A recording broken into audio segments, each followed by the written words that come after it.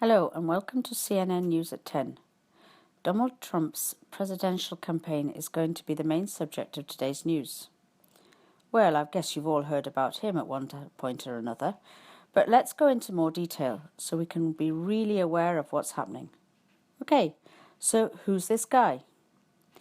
Donald John Trump, born June 14th, 1946, is an American businessman, politician, television personality, and candidate for the Republican nomination of President of the United States in the 2016 election. He is the chairman and president of the Trump Organization and the founder of the gaming and hotel enterprise Trump Entertainment Resorts.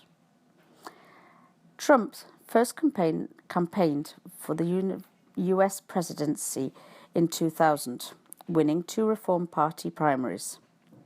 On June 16, 2015, Trump again announced his candidacy for president, this time as a Republican. He became known for his opposition to immigration, free trade, and military interventionism. He eventually emerged as the front-runner for the Republican nomination. As of March 15, 2016, he has won 16 contests in the 2016 Republican presidential primaries. Trump has described his political leanings and positions in various, sometimes contradictory ways over the times. Politico has described his position as eclectic, improvisational, and often contradictory. He has listed his party affiliations as Republican, Independence Party, Democrat, and declined to state. He has also run as a Reform Party candidate. Specifically, he has changed his position on taxing the wealthy, abortion rights, and health care. Donald Trump announced his candidacy at the Trump Tower in New York City with the slogan, "Make America Great Again," in June 2015. How is he planning to do this? What are his policies and his beliefs? Make America great or worse? Let's welcome Sadidi Saifuddin, who is the first Muslim woman to represent the students of the University of Berkeley, USA, and here is his biggest fan. Please note, we are not here to fight, we are here to defend and exchange our ideas.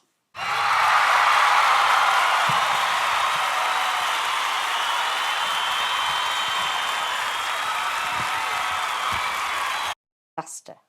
Trump says he favours repealing the President's Affordable Care Act, which aims at extending the number of Americans with health insurance, but he believes that everybody's got to be covered. A spokesman for Trump told Forbes that he will propose a health plan that will return authority to the states and operate under free market principles. A simpler tax code. Trump wants anyone who earns less than $25,000 to pay no income tax.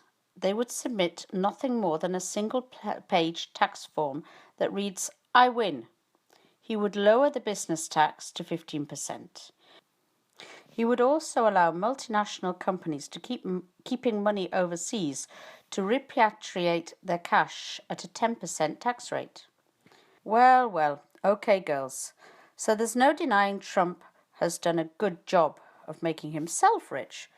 He's worth somewhere between 4.5 billion and 10 billion, depending on who you ask. Can he make the rest of America rich too? A mass deportation of the estimated 11 million illegal immigrants living in the US should go into effect. Despite criticism that this idea is both xenophobic and prohibitively expensive, the BBC estimates $114 billion. Trump says his deportation plan is as achievable as will be humane.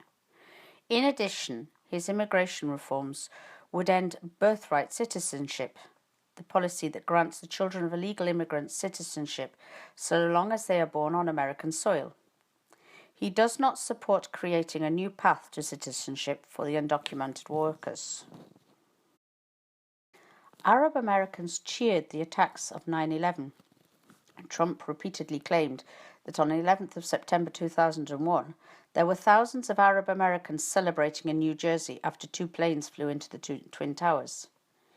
He says such public demonstrations tell you something about Muslims living in the US. However, there are no media reports to back up the claims. There should be surveillance on US mosques. Trump believes Muslims should be tracked by law enforcement as a counter-terrorism initiative. He has taken back some comments about keeping a database on all American Muslims, but he says he doesn't care if watching mosques is seen as politically incorrect. Muslims should not be admitted to the US.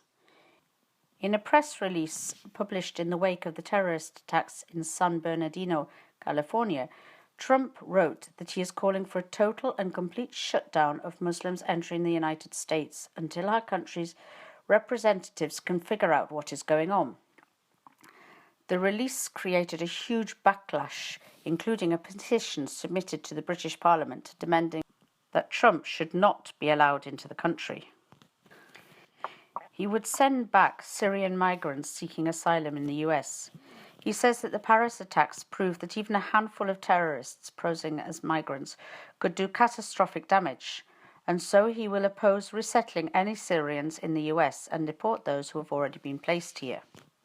In order to end mass shootings, the US should invest in mental health treatments.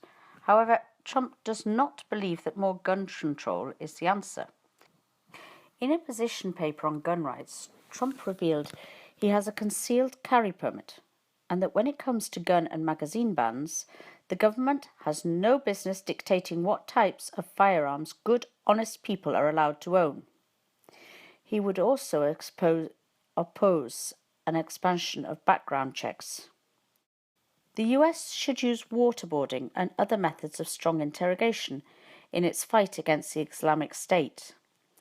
The candidate said that these methods are peanuts compared to the tactics used by the militants, such as beheadings. He and Vladimir Putin would get along very well. In an interview with CNN, Trump said that Putin and Obama disliked each other too much to negotiate, but that I would probably get along with him very well, and I don't think you'd be having the kind of problems that you're having right now. In some of his earliest campaign comments, Trump suggested that the Mexicans coming to the US are largely criminal. They are bringing drugs and bringing crime, and they're rapists, he said. A wall on the border, he claims, will not only keep out undocumented immigrants, but Syrian migrants as well. He also believes that Mexico should have to pay for the wall, which a BBC analyst estimates could cost between $2.2 billion and $13 billion. Trump would bomb the hell out of the IS. He claims that no other candidate would be tougher on the Islamic State, and he would weaken the militants by cutting off their access to oil. As for China, the Trump plan will achieve the following goals. 1. Bring China to the bargaining table by immediately declaring it a currency manipulator. 2. Protect American ingenuity and investment by forcing China to uphold intellectual property laws and stop their unfair and unlawful practice of forcing US companies to share property technology with the Chinese competitors as a condition of entry to China's markets. 3. Reclaim millions of American jobs and revive American manufacturing by putting an end to China's illegal export subsidies and lax labour and environmental standards. No more sweatshops or pollution havens stealing jobs from American workers. Strengthen our negotiating propositions by lowering our corporate tax rate to keep American companies and jobs here at home.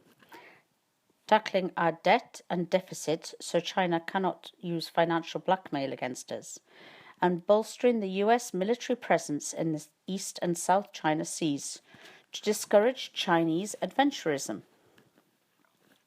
China should be taken to task on a number of issues in order to make trade with the US more equitable. If elected, he says he will make China stop undervaluing its currency and force it to step up its environmental and labour standards. He is also critical of the country's lax attitude towards American intellectual property and hacking. Just a month after Donald Trump announced his run for president, people were already blaming the media for creating his candidacy. That theme has been sounded again and again by NBC News, which claimed last summer that the TV news blanket coverage of his campaign was fueling it. The Wall Street Journal, which early on charted the saturation coverage cable news was affording him. Slate, which in the late fall called him a product of conservative media, and Salon, which has published at least 3 pieces on the topic of media culpability.